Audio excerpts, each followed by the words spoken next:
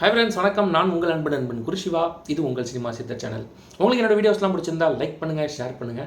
அதையும் தண்ணி பிடிச்சிருந்தா கண்டிப்பாக சப்ஸ்கிரைப் பண்ணுறேங்க. இன்றைக்கி நம்ம ஷோவில் பிளாக்மெயில் இந்த படத்தோட டீட்டெயில் ரிவ்யூ தான் பார்க்க போகிறோம். பிளாக்மெயில் இந்த படத்தை மூமாறன் தான் டைரக்ட் பண்ணியிருக்காரு. படத்தோட டியூரேஷன் பார்த்தீங்கன்னா ஆல்மோஸ்ட் 2 hours கிட்ட தான் வருது. ஒரு கிறிஸ்ப் டியூரேஷன் கொண்ட திரைப்படம் தாங்க. இந்த படத்தில் ஜிவி பிரகாஷ், ஸ்ரீகாந்த், அதை தாண்டி ஒரு என்செம்பிள் கேஸ்டிங் கொண்ட ஒரு திரைப்படம் தாங்க இந்த படம். நிறைய கேரக்டர்ஸ் இருக்குது.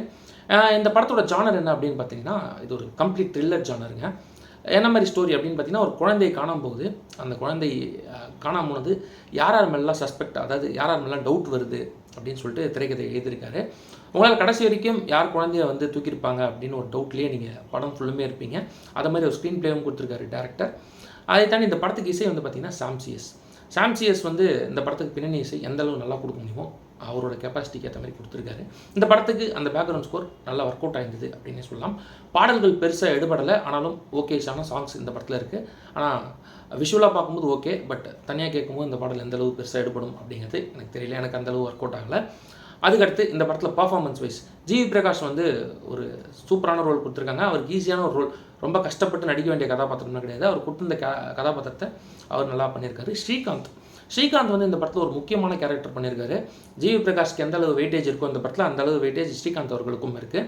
அதில் அவர் பெருசாக வெற்றி அடைஞ்சிருக்காரு அப்படின்னே சொல்லலாம். ஒரு நல்ல கதாபாத்திரம் அவருக்கு இந்த படத்தின் மூலமா அமைஞ்சிருக்கு அப்படின்னு சொல்லலாம். அதுக்கப்புறம் பார்த்தீங்கன்னா பிந்து மாதவி, தேஜு அஸ்வினி இவங்கெல்லாம் நடிச்சிருக்காங்க. பிந்து மாதவி ஒரு எமோஷனல் மதர் கேரக்டர் கொடுத்துருக்காங்க.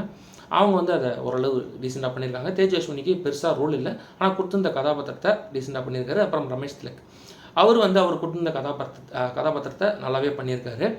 அப்புறம் லிங்கா, இவரை பற்றி ஸ்பெசிஃபிக்காக சொல்லணும். ஏன்னா அவர் சூப்பராக மிரட்டியிருக்காரு. அவருக்கு ஒரு டிஃப்ரெண்ட்டான ஒரு கேரக்டர் கொடுத்துருக்காங்க. அவரும் ஒரு வில்லன் கைண்ட் ஆஃப் கேரக்டர் தான் கொடுத்துருக்காங்க. அதில் ரொம்ப சூப்பராக பர்ஃபார்ம் பண்ணி கொடுத்துருக்காரு லிங்கா. எல்லாத்துக்கும் மேலே இந்த படத்தில் என்னங்க பெருசாக இருக்குது பார்க்கணும் அப்படின்னு பார்த்தீங்கன்னா, படத்தில் ஸ்க்ரீன் பிளே ரொம்ப நல்லா இருக்குது. உங்களை கெஸ்ஸிங்காக வச்சுருக்கும். அது இந்த படத்துக்கு பெரிய பக்கபலம். மற்றபடி டெக்னிக்கலாக பார்த்தீங்கன்னா இந்த படம் கொஞ்சம் டீசெண்டான படம் தான். ரொம்ப ஸ்ட்ராங்காக டெக்னிக்கலி ஸ்ட்ராங் மூவி அப்படின்னு என்னால் சொல்ல முடியல.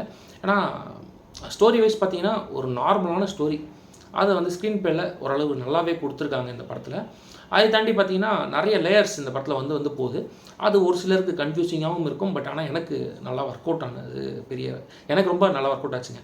எனக்கு பிடிச்சிருந்தது அந்த லேயர்டு ஸ்க்ரீன் பிளே அப்படின்னு சொல்லுவாங்க. யார் மேலே டவுட் வரும், மாற்றி குழப்பி விட்டுட்டே இருப்பாங்க.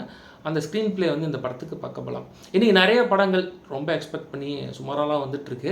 ஆனால் அந்த வகையில் எக்ஸ்பெக்டேஷனாக இந்த படத்துக்கு போனேன். எனக்கு நல்லா ஒர்க் அவுட் ஆச்சு. ஏன்னா ஸ்க்ரீன் பிளே பொறுத்த வரைக்கும் மூமாறன் நல்லாவே பண்ணியிருக்காரு அப்படின்னு சொல்லலாம். மூமாறன் தான் இந்த படத்தோட டேரக்டர் ஒன் செகண்ட் சொல்லிக்கிறேன்.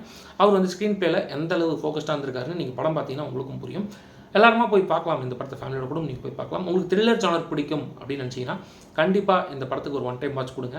நல்லா ஒர்க் அவுட் ஆகும். இந்த படத்துக்கு சினிமா சித்தர் சேனலில் கொடுக்குற ரிவ்யூ அப்படின்னு பார்த்தீங்கன்னா 3 out of 5. என்னை பொறுத்த வரைக்கும் ஒரு டீசென்ட் த்ரில்லர் தாங்க இந்த பிளாக்மெயில்.